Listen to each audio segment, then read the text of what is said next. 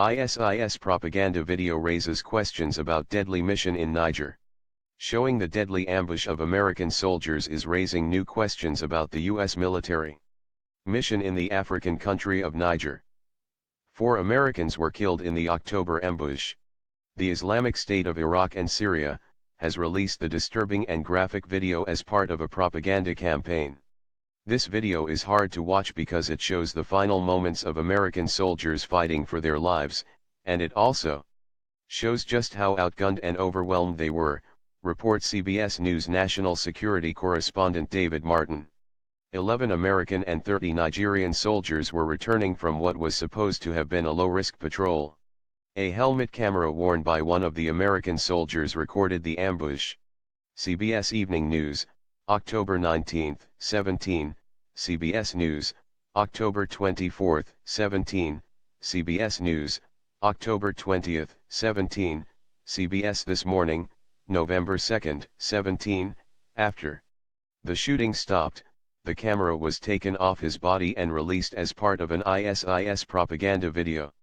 The Americans tried to take cover behind their unarmored SUV.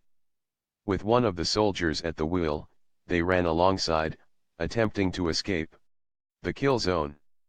They fired colored smoke which would provide some concealment and identify their position to any friendly aircraft overhead.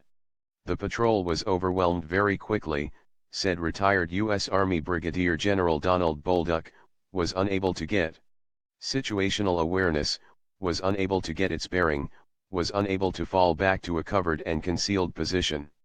One soldier went down. Another rushed to his side and dragged him back to the cover of the SUV.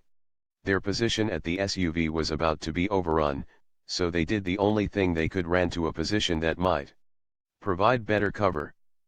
Except for the smoke from the grenades and a few scrub trees, there was no cover, and no escape. The soldier wearing the helmet camera went down. Soon the cameras stopped moving, and some of the enemy fighters came into view. Then, a final blast filled the frame from what apparently was a round fired at point-blank range. Knowing that they were asked to try to complete and execute this type of mission with that type of equipment, I could not believe it, said Representative Mark V.C., D. Texas, who serves on the House Armed Services Committee. 5 months after the attack, they are waiting for the final investigation report. We should have gotten this information a long time ago, V.C. said. Why they were asked to continue to go on to this mission I think is something that we all need to find out. The answers could come this week, said Martin. The commander of U.S. troops in Africa is scheduled to testify before the House Committee, and the Pentagon is expected to release the results of its investigation.